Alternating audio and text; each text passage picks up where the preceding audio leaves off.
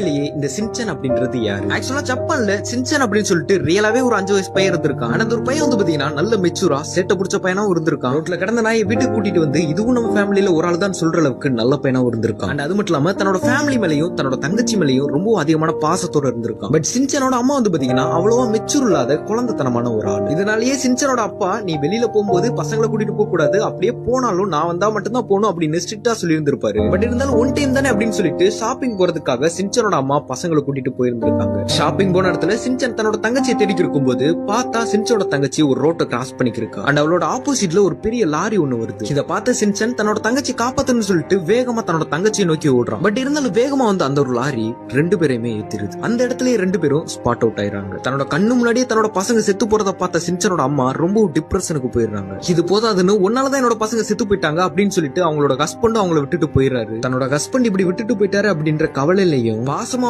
நம்ம பசங்க தன்னோட கண்ணு முன்னாடியே இறந்து போயிட்டாங்களே அப்படின்ற வேதனையிலையும் அவங்க வீட்டுக்குள்ளேயே முடங்கி போய் நடப்பணமா இருந்துட்டு வந்திருக்காங்க. ரொம்பவும் டிப்ரெஷனோட அவங்க வீட்டுக்குள்ளேயே சுத்தி சுத்தி வந்து இருக்கும்போது அவங்க பையனோட குரல் கேட்க ஆரம்பிக்குது. வீட்டுல எந்த மொழிக்கு போனாலும் அந்த பையனோட குரல் கேட்டுக்கிட்டே இருக்கு. சேட்டை பிடிச்ச அந்த பையனோட விளையாடின விளையாட்டு, குறும்புத்தனமான பேச்சு, இந்த மாதிரி அந்த பையனோட நினைவுகள் எல்லாம் அவங்களுக்கு வந்து வந்து போக ஆரம்பிக்குது. இதையெல்லாம் பார்த்து அந்த பையனோட அம்மா அந்த பையனோட குறும்புத்தனமான விளையாட்டு, வேடிக்கையான பேச்சு, அவனோட நினைவுகள் எல்லாத்தையுமே எழுத்து வடிவமா கொடுக்க ஆரம்பிக்கிறாங்க. இந்த ஸ்கிரிப்ட் எல்லாத்தையும் பார்த்த ஒருத்தர் அந்த பையனோட எல்லா பிஹேவியரும் பிடிச்சு போய் இதை நம்ம மக்கள்கிட்ட எடுத்துட்டு போகணும் அப்படின்னு சொல்லிட்டு சின்சன் அப்படின்ற ஒன்ன உருவாக்குறாரு. ஓ, அப்ப சின்சன் ரியல் லைஃப்ல செத்துட்டானா?